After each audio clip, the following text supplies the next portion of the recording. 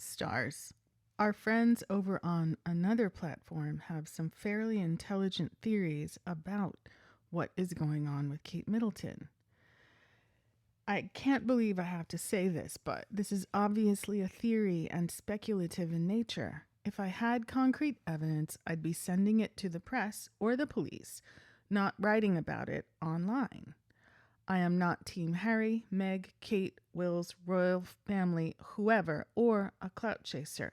If you feel this post is disrespectful, you can stop listening to it at any time. But the fact that you are sticking around means that on some level you can also sense that there are inconsistencies with the official narrative. My theory on Kate Middleton going missing. Number one, William is abusive, and Kate is most likely a victim of DV.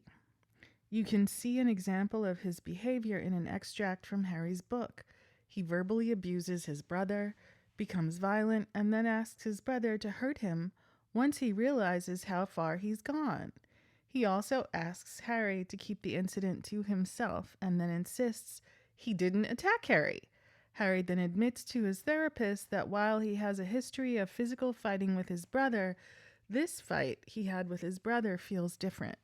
William's behavior loosely aligns with the abuser cycle of tension, violence, apologies. There have been previous rumors and articles that William and Kate have rows where things get thrown and that William has a temper and that Kate is the calm one. So, given this background and reports of them fighting last summer, we can speculate that in September 2023, Kate is pictured with a finger injury that was probably caused by William and not by trampolining. This finger injury ends up taking months to heal and happened at home in Windsor. This may sound far-fetched, but I think there is usually a pattern with DV injuries that are hidden or dismissed as accidents. There's also been reports of fighting between them because Kate is concerned over his drinking. His drinking could be a potential area of conflict between them, and there have been previous instances where his drinking had been out of control. For example, when he was drunk hours before his wedding to calm his nerves in 2011. On 28 December, an ambulance with a police escort was seen leaving Sandringham, which presumably left with an injured Kate. Kate had serious injuries after a probable altercation with William. Incidents of DV are higher around the holidays, so this seems possible. And there's a few different kind of articles and citations as evidence of this. Number two, the royal PR is taking a wait-and-see approach, giving just enough info so they can build a more cohesive narrative later. But the timing of their releases makes it obvious that they're in wait-and-see mode. There is an explanation behind the PR and publicity so far. 22nd December, PR originally announced that Kate and Wills are going to go on a tour to Italy in early 2024. They wouldn't have done this if they knew Kate may need any kind of procedure or surgery. 28 December, Kate gets injured and rushed to the hospital. No one, including PR, knows how bad the situation is. Probably strict instructions from William and his team to not let anyone see Kate, hence why there are no paparazzi pictures of visitors. 16 January, Kate's condition probably worsened and she had emergency surgery. She's put in a medically induced coma. 17th of January, PR scrambles to release a statement on 17 January about her not cancer-related abdominal surgery and how she'll be in recovery till April. They're trying to build a narrative with the hope that she wakes up from the coma soon, but also build in some wiggle room should Kate not wake up.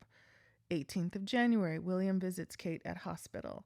24th and 25th of January, information gets out that Kate's inner circle were blindsided and didn't know about the surgery. The only reason given as explanation is that William wanted to give her privacy. This isn't even remotely normal for them. Let's not forget, this is the family that put Kate in heels and makeup after just giving birth, or how they use their children for every photo op possible. This privacy excuse is just a way to keep Kate's friends and family away. 26th January. 26th of January, Charles visits Kate and probably advises William to set up care for her in the privacy of their home in Windsor. As of 26th January, only William and Charles have visited Kate in hospital, meaning they're the only ones who know how bad the situation is. 28th of January, Spanish journalist Concha Calleja goes on Fiesta, which is a TV show, and says she knows from a source that Kate has been put in a coma. Calleja went on to say that Middleton's life was in great danger following the procedure and that practically an entire hospital was set up in the royal's home for the recovery process. 29th January. PR releases statement on Kate's discharge and how she's resting at home in Windsor. 30th of January to February 3rd. PR denies coma rumors. 4th of February. Calleja doubles down on her statement. We should assume she has some concrete source or evidence to go against one of the most powerful PR machines in the world. 5th of February. PR decides to change tactics and divert attention away from Kate instead. They start with Charles's diagnosis announcement and then also provide an ambiguous statement that explains away Kate's coma by saying her recovery could take as long as 9 months. 7th of February to now, William goes back to his royal duties with his first engagement at Windsor Castle. But he also isn't returning to royal work full time yet, so he can rush to Kate's side when needed, i.e., when she wakes up again. There's also some online comments that claim William looks a bit drunk at the event, swaying, rapid blinking, accidentally dropped the medal. 13th of February, William attends the BAFTAs.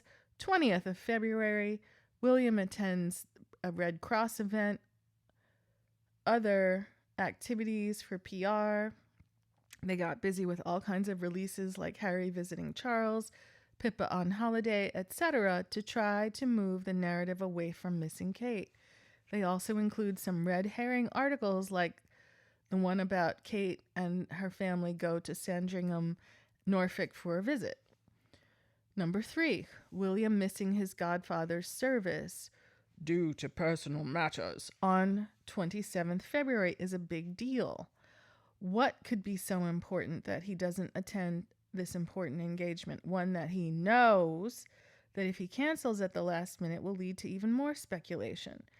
Kate woke up on 27th of February from her coma and he wanted to be back by her side ASAP. Why? So he can make sure she'll corroborate his story of it being an accident and probably participate in some photo op ASAP so they can sweep this whole incident under the rug. But the question remains whether Kate gets on board or whether this leads them to breaking up. My money's on her staying. If she's not amenable to the sweep it under the rug thing, pretty sure she knows what will happen to her. Her car might just suffer from the effects of climate change, if you know what I mean. Don't you hate it when all the cameras stop working on the exact route you take, then climate change hits you right in the 13th pillar? That's definitely something to think about. You know, these are not tasty villains. These are not people to play with. Another person comments, I don't know about DV or the like, but I have a very bad feeling. I think the coma rumors are real. I fear she may be on life support or worse. Charles's health announcement could have been a diversion. One thing for certain, two things for sure, is that the palace is in extreme cover-up mode. All they've had to do is release one pic of her happily recuperating, proof of life pic. Blurry, ugly, we don't care. But they can't. They won't. And the King Charles health announcement definitely had people pricking up their ears.